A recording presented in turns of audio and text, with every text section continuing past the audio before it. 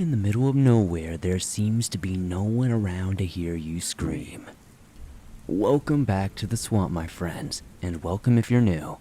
Today I'm going to be sharing some creepy and allegedly true middle of nowhere horror stories.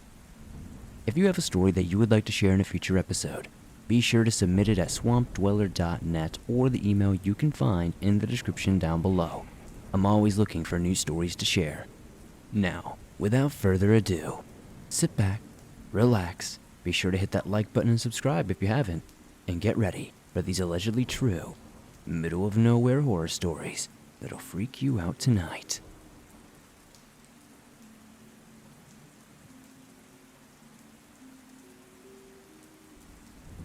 Hi, Swamp Dweller. I am a white witch who has dealt with the paranormal since birth. I grew up in a haunted house and have been immersed in that world my entire life. However, this Halloween, just gone by, I was lucky enough to witness something new. It had been a fun night out with one of my coven sisters and her partner. We were driving home with an epic electrical storm happening all around us. They don't have a car now, so I was driving them. This meant driving them home for 18 kilometers and then driving back out to rejoin the motorway and continue on my own way. We live in an extremely old and magical valley in New South Wales. I had to drive through 18 kilometers of bushland in the middle of nowhere on a little traveled road to get home, and then drive back out. I dropped off my friends and made a joke about the haunted bushland and continued back out to the road.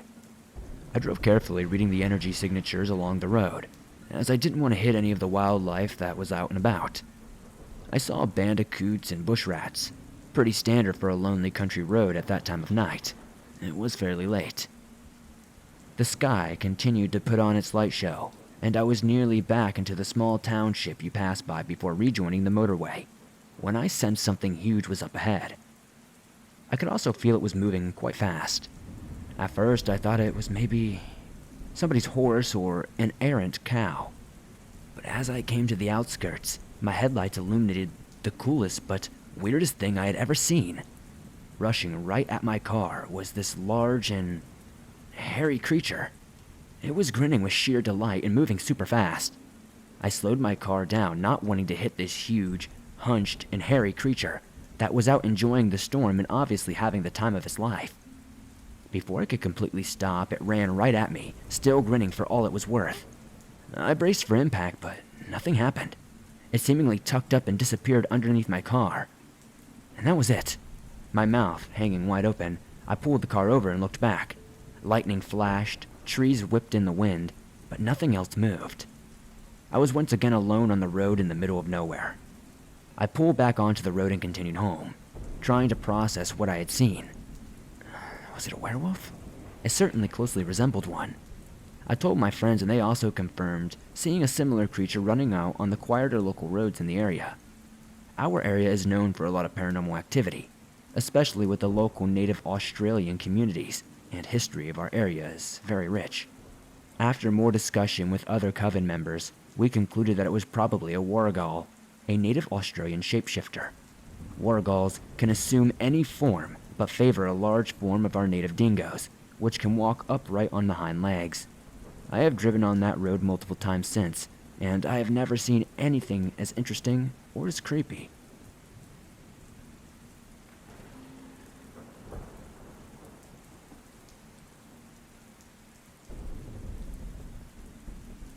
I am a Hispanic female, Mexican to be exact, and this happened on my family's ranch just last night. My family consists of my parents, me, and my little brother. My other brother is at basic training right now for the Air Force. So, for now, it's just us. I wanted to sit down and get this all out while I can. I live in New Mexico, the southeastern part, right on the Texas state line.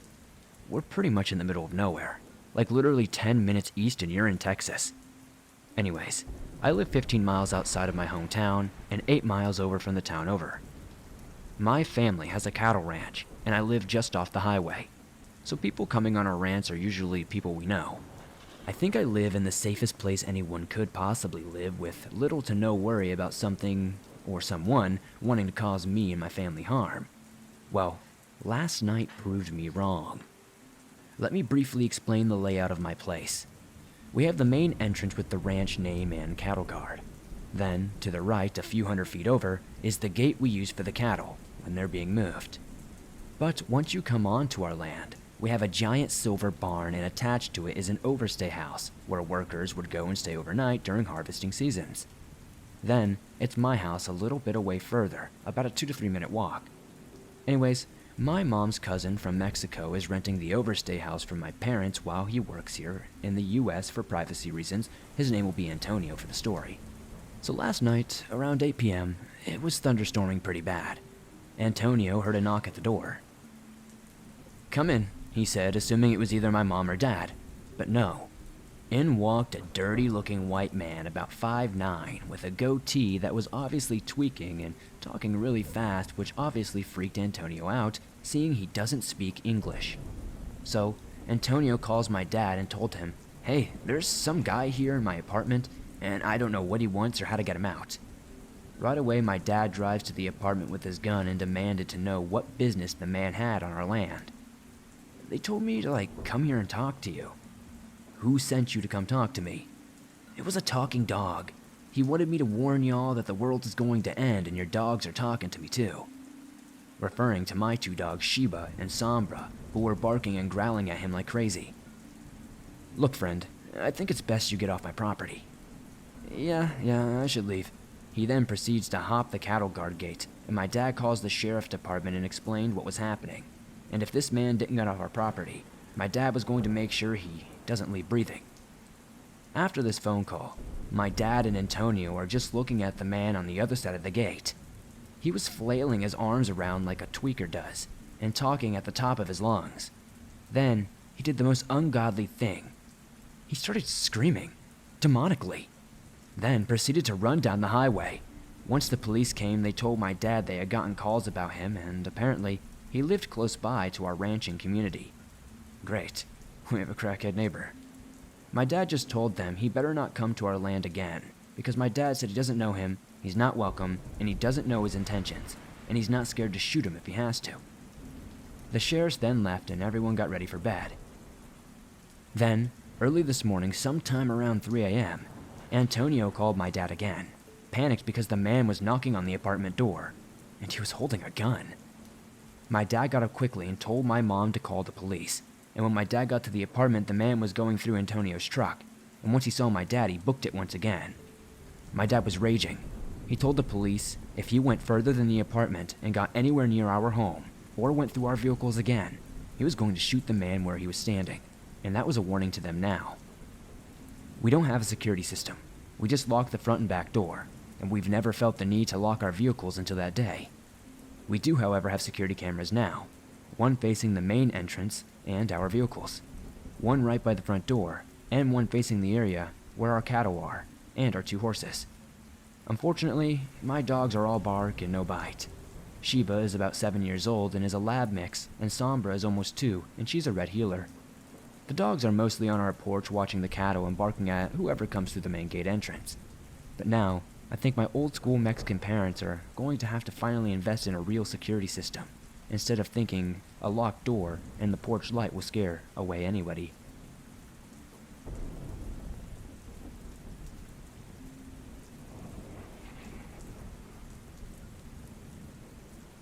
So this story is going to be partly from my perspective as well as my brother's perspective, and it's going to be a long one. This is a true story that happened last night while I was at my grandmother's house. So, before this all took place, I went to get McDonald's in the nearest city to us, which is probably 20 minutes or more. After that, I decided to go down to my grandparents' house, instead of going straight home. For context, she lives down a long farm road to which you also must turn off down about a half mile to get to this dirt driveway that goes to her house. I arrived there at around 9 p.m., and when I went in and visited my grandmother, and my brother who lives with her, ever since my grandpa passed away, so that she won't have to live on her own, my brother and I took out my grandmother's dog to pee at around 10:30 p.m., and we just sat outside listening to music and talked for a bit. At that point, I was starting to get cold because this is East Texas, and I'm not yet used to it getting down into the low 40s at night, so I was ready to go inside. I noticed something moving in the corner of my eye, near the large metal shop that sits a few hundred yards away from the house, though. I didn't really think too much of it at first. I didn't even take notice, because it's not uncommon for deer or raccoons to come snooping around in the yard. And plus, my grandma's dog wasn't barking, so I thought that it might have just been my eyes playing tricks on me. We finally headed back inside, and my grandma went to sleep at around 11 p.m., so me and my brother stayed up playing Among Us and watched YouTube for a while. At around 2:30 a.m., I was very tired and ready to go home, so I asked my brother to walk with me to the door and make sure that I get out to my car, because I am always very paranoid, especially at night.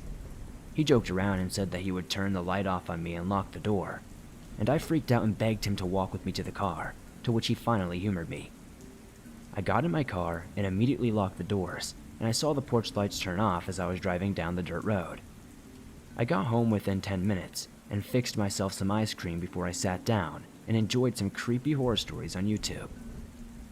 Another 15 or so minutes passed, and I get a FaceTime call from my brother, to which I picked up almost immediately. I could tell he was really freaked out about something, but he wasn't really saying anything right away. So I asked him what was wrong. The following is going to be my best attempt to paraphrase what my brother told me that night. He said that after I left, he went back outside to listen to some music and sit on the porch. He had the music on his phone up loud, which would usually mask any noises of animals coming from the nearby woods. After a few minutes of listening to music, he said that he heard what he thought to be the sound of metal banging around. So he quickly paused the music and listened to see if he could hear the sound again. He stood up and looked towards the shop and the boat shed, which are adjacent to each other, and are a few hundred yards away from where he was standing. He saw a faint light shining around near the boat shed, but then it quickly flicked off. At this point he was freaking out, so he quietly crept back inside the house and locked the door behind him. He said that he ran to the room in the back of the house where he was staying, I guess not thinking to wake up our grandmother, and grabbed his revolver. He quickly ran back outside and saw the glow of the flashlight move around and then quickly shut off as soon as he noticed it. He walked out to the edge of the concrete carport and stared out towards the boat shed with his revolver down at his side. The only thing illuminating the boat shed was the faint light coming from the house. He said that he tried to muster up the most intimidating voice he could and managed to say, "Who the hell is out there?" To which there was no immediate reply except for a slight bumping sound, which solidified the fact that someone was indeed there. Now keep in mind, this is in the middle of the country, in a town with a population of barely 1,000, and the nearest house is across the lake miles down the road. So, no well-meaning person would just happen to stumble across my grandmother's house this late at night. Also, my grandmother really does have problems with people snooping around the property in the past, so this is not something any of us take lightly. And for the life of me, I can't tell you why my brother just didn't call the police, but you also must remember that there is literally no cop in our entire town. It's 3 a.m., and so it would take at least 30 minutes for the cops to even show up from a different city. So anyway, my brother again called out for the person to show themselves and repeated this question and asked the person to identify themselves. He said that he practically craps his pants as a tall, lanky figure slowly emerged from the boat shed with a flashlight in hand. Although my brother really couldn't see any distinct features about the person, he could tell that it was an older man and that it was no one that we knew. It was especially not anyone that should be in our shed at 3 a.m. At this point, my brother raised the revolver up to the point at the man and again shouted, "Who the hell are you?" The man was still silent and began slowly walking towards him. My brother pulled back the hammer of the revolver and gave one last verbal warning to the man and said, "I swear I will blow your head off. Now who are you, and why are you here?" The man quickly raised his hands up and said, "Whoa, calm down, man," in a taunting voice as he continued walking towards my brother. My brother fired a single shot just above the man's head, to which he finally took that as his cue that my brother meant business. The man hurriedly took off on foot back down the driveway and my brother screamed, "Next time I won't miss." My brother then quickly ran inside to wake up my grandmother, who had somehow slept through the entire commotion. She didn't seem worried enough to call the police, but of course after hearing this, all I could think was what were the true intentions of that man? Was he just some meth head snooping around looking to steal some tools for drug money? or were his intentions much more sinister? Another question that haunts me about this whole situation is how many times has this happened after my grandmother and brother went to bed and we just didn't know? And was he watching us from the shadows all night? Was he watching me as I walked out to my car? What would have happened if my brother had turned out the lights and locked the door before I could get to my car? It seems the world has been changing at an ever-rapid pace, and it doesn't seem like it's stopping anytime soon. We've shifted how we work and learn, but sometimes it feels like the world is changing faster than we can keep up with. Recently, I've been taking on more projects at work, and it's caused some stress. I've noticed that other people are also stressing a lot in this time as well, and we could all use somebody to talk to from time to time. Talkspace online therapy can help you manage stress, process significant life changes, and more, so you can feel less overwhelmed and more in control.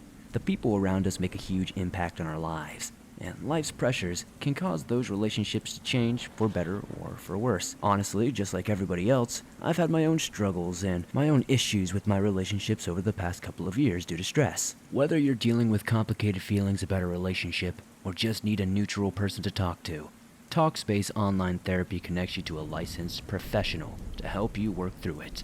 'Tis the season to be jolly, but sometimes it doesn't feel that way, and that's okay. Ease some of the burdens the holidays can bring with Talkspace. Personally, Talkspace has helped me get through some of my daily struggles. Honestly, I can get overwhelmed with stress sometimes, and I'm not always the best at expressing that. Talkspace can help you with that. So, what are you waiting for? If you need a little support to help you through the end of the year, or want to start building towards a better upcoming year, Talkspace is here to help. Match with a licensed therapist when you go to Talkspace.com and get $100 off your first month with the promo code SWAMPED. That's $100 off when you use code SWAMPED at Talkspace.com.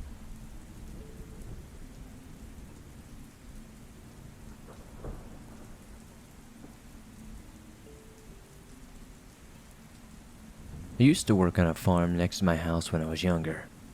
The farmer was a man I had known most of my life, so he allowed me access to his property whenever I wanted. Me and a few friends of mine decided to pack our stuff and go camping on that property for the night.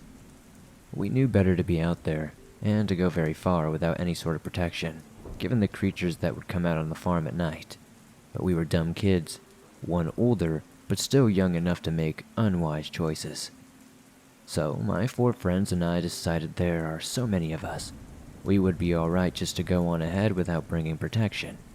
So off we went with our camping gear, and a dog named Junior, in tow.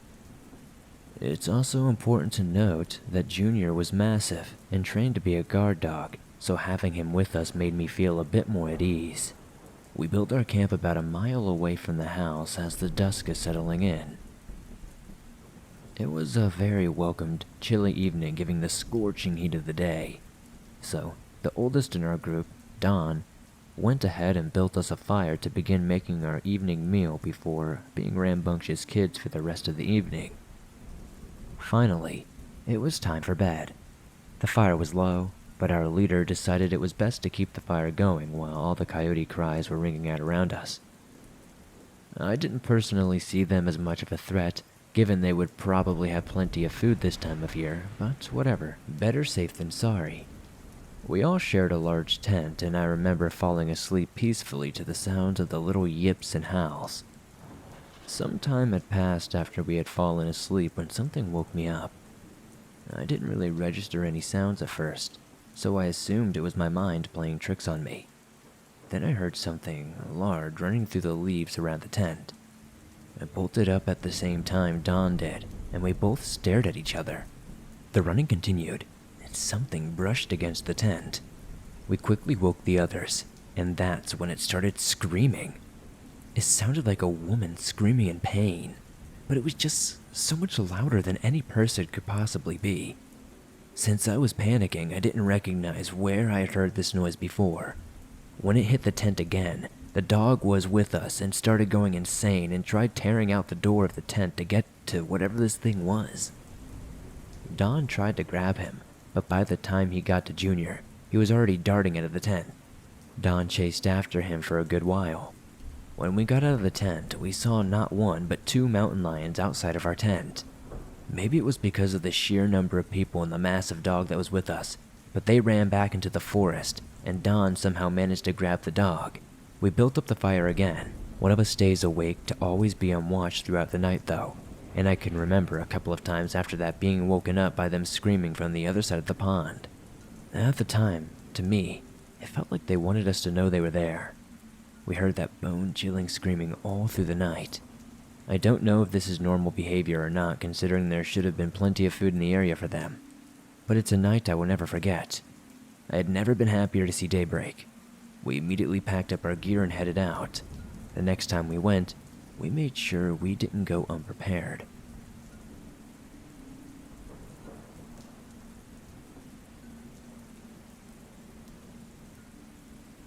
Each year, me and one of my closest friends, Dane, go down to visit my grandparents at their cabin in a nice, small, peaceful town in the North Georgia mountains.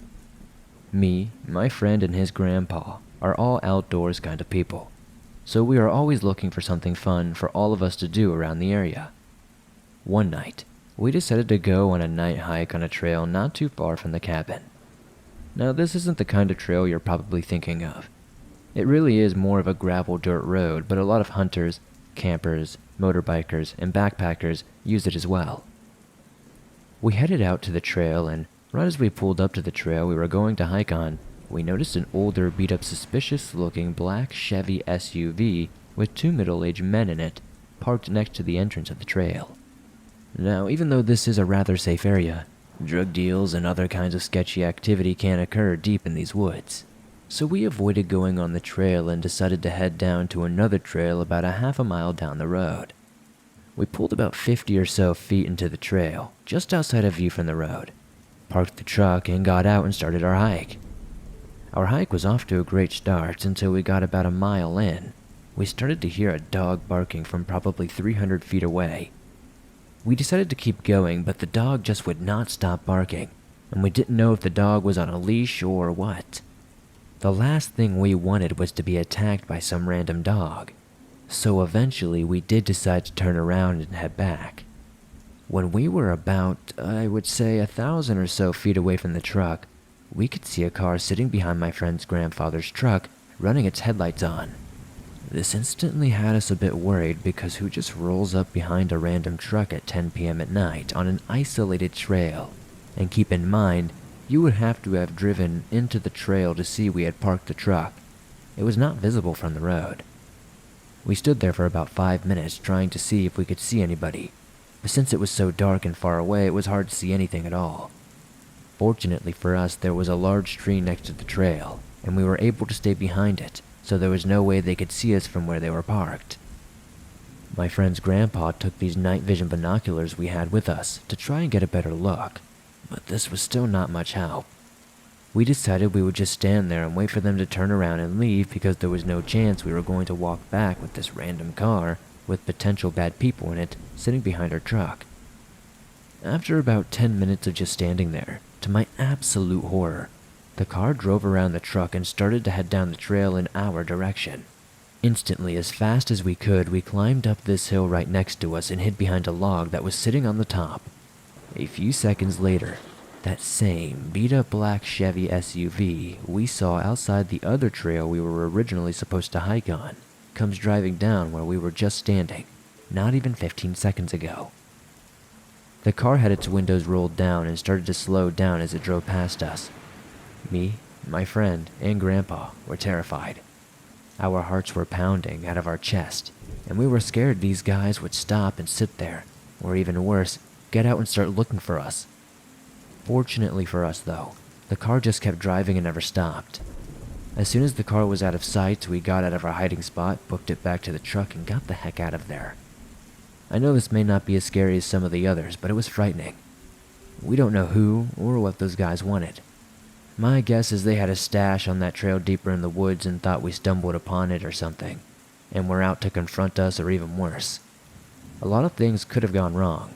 We could have walked up to the truck just as they pulled in, and what if they had bad intentions? What if they slashed the tires of the truck, or what if they turned their headlights off and sat there and waited for us to come back and ambush us?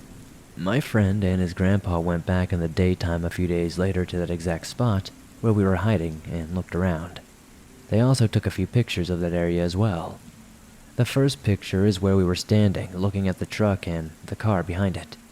Off in the distance you can see our truck parked. That's exactly where we had it parked at that same night. Just off to the left is the hill we rushed up to hide from the car. In the second picture you can see where our hiding spot was after my friend and his grandpa went back.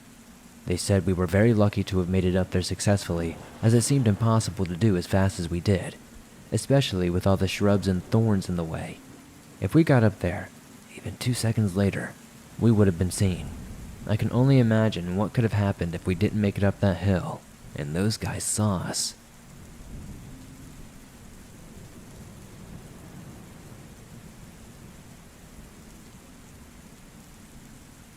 So one thing before I tell my story, I put Wendigo in quotes because I live in Central California, in an area historically known for the Miwok people, which from what little I know about Wendigos is quite a ways from where they're normally seen.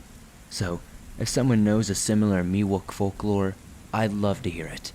Anyways, here's my story. 2 years ago, I and a group of 3 other friends decided to go to Humboldt County for a weekend. We wanted to go see Fern Canyon, tour the HSU campus, and have a fun 4-day weekend camping on the beach. On Sunday, it's time to come home. It was about a 12-hour drive to where I was dropping my friends off, which I drove the entire duration of. By the time I drop them off and start the last hour-long drive back to my house, it's a little after 9 p.m. and completely dark out. Now, the 2 routes that someone can take between where my friends live and where I live cross 2 different bridges over a lake. I decided to take the main highway. It is a little bit longer than the other route, but has fewer turns to navigate.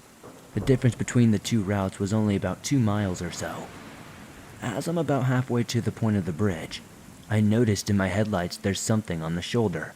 I slow down a bit to make sure I'm able to move over if needed, and as I get closer, I'm able to make out what it is. Standing on the side of the road was a 7, maybe even 8-foot tall bipedal humanoid creature. It looked emaciated, with ghost white skin that was stretched over, tight across its bones.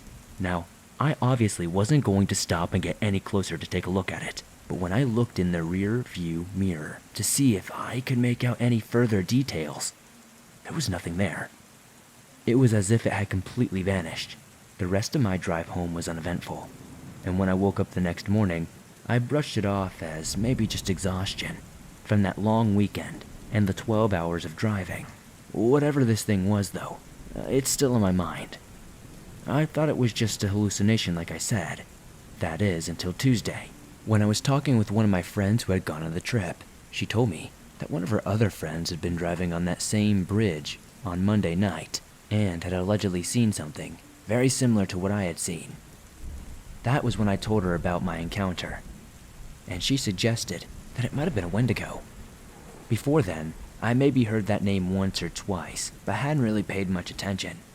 I wasn't really into cryptids and ghost stories, but now I can't get enough, and I need to know what they are.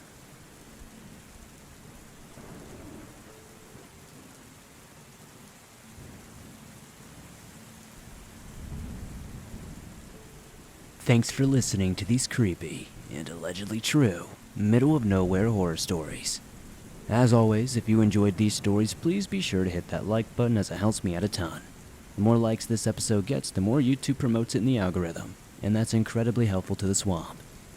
If you're new to the swamp, why not join us? Hit that subscribe button and turn on notifications to never miss a new episode, as I upload them nearly every single day on all things natural and supernatural. If you're listening to this on Apple Podcast or another podcast platform, it would be very helpful if you could give this a 5-star rating. If you're on the go, but don't have YouTube Premium, but still want to listen to your favorite scary stories from the swamp no matter where you are, you can download them absolutely free from Apple Podcast, Spotify, Stitcher Radio, and pretty much anywhere else you find your favorite podcast online. If you have a story that you would like to share in a future episode, be sure to submit it at swampdweller.net or the email you can find in the description down below. I'd love to see what stories you have to share with the swamp. I'm always looking for new ones to put in episodes. If you would like to support the swamp outside of hitting that like button, subscribing, and perhaps giving us a 5-star rating on iTunes, maybe check out the merch store. I've got new shirt designs, hoodies, face masks, and more. I'd love to see you guys wearing some cool swamp threads. Thank you guys so much for supporting the swamp the way you do. I couldn't do this without you guys. I'd love to know in the comments down below what story was your favorite tonight.